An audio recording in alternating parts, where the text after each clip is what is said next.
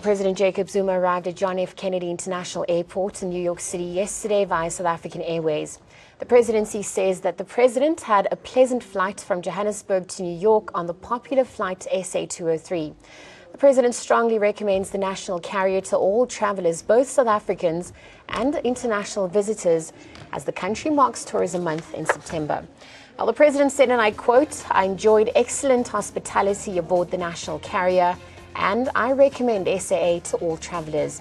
The airline provided an excellent service, and we had a restful and pleasant flight."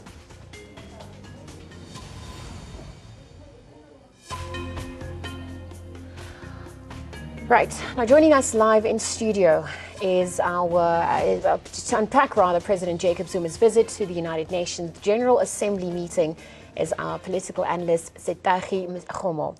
Oh, very warm welcome to you. Thank you for joining us again. Lisa. It's very nice to see you always, yeah. Mr. Khomo, let's start off with the president taking a SAA flight 203 to JFK. I mean, what is the significance of him taking that flight initially? Well, first of all, it is symbolic in the sense that it is in keeping with the government's austerity measures.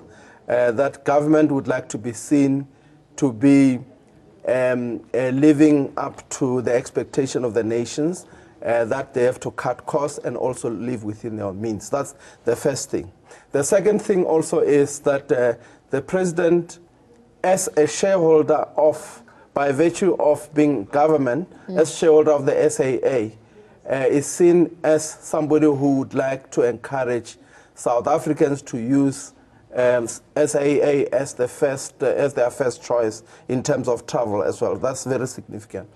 And also, obviously, it also is an opportunity for the president to debunk the myth that he does not want to use any other airline except the chartered one. I think this time around, he has sent a clear message that as long as he could be able to travel safely wherever he has to go to in terms of performing his state functions, then he is willing to do that. And SAA is but one of those options that are available for him. Now, based on that myth, that the president prefers chartered flights, etc., some critics are mentioning that it's a little too late. Is that the case with him, choosing to fly SAA this time around? It wouldn't be so. Obviously, there is a counter-argument to that, well, an opportunity that is presented, even if it is as late as that, is still an opportunity anyway.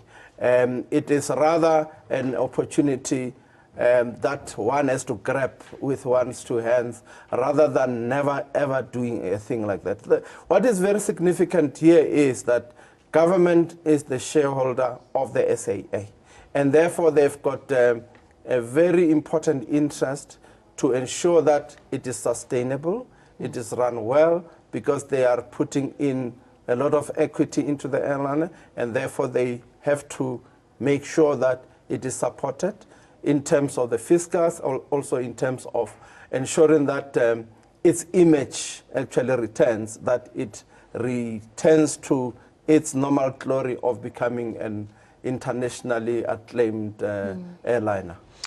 Speaking of the president, landing in JFK to attend the UN General Assembly meeting, I mean, what is likely to be his agenda at the meeting? Well, I think very, very important, all heads of state and government coming from Africa, one of the most important things, besides their own individual countries' interests, they have to also look at the Africa agenda.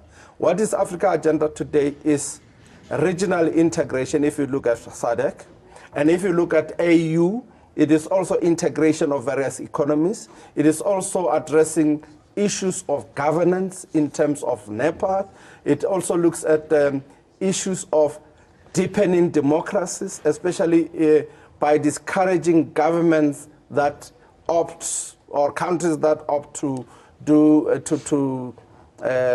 take over governments through unconstitutional means. I think that's a very important governance issue that they look at. So the other important thing that the president, I think, is expected to handle there is the whole issue of the role of the Security Council, because the Security Council in terms of Africa needs to be reformed so that Africa is also represented as well, other than being dominated by the big boys there.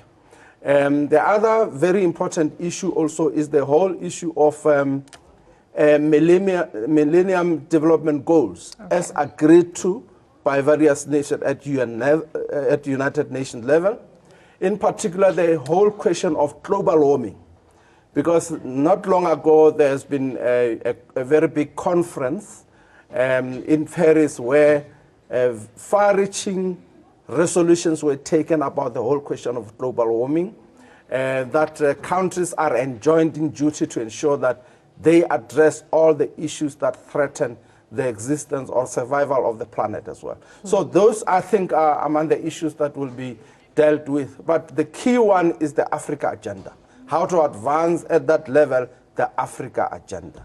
Okay. Well, as always, it's been a pleasure having you in studio. Thank you very much for joining us. Of course, that was political analyst, Mr. Setahi Khomo, chatting to us about the significance of President Jacob Zuma taking a SAA flight to New York, of course, to attend the UN General Assembly meeting, which will be taking place there.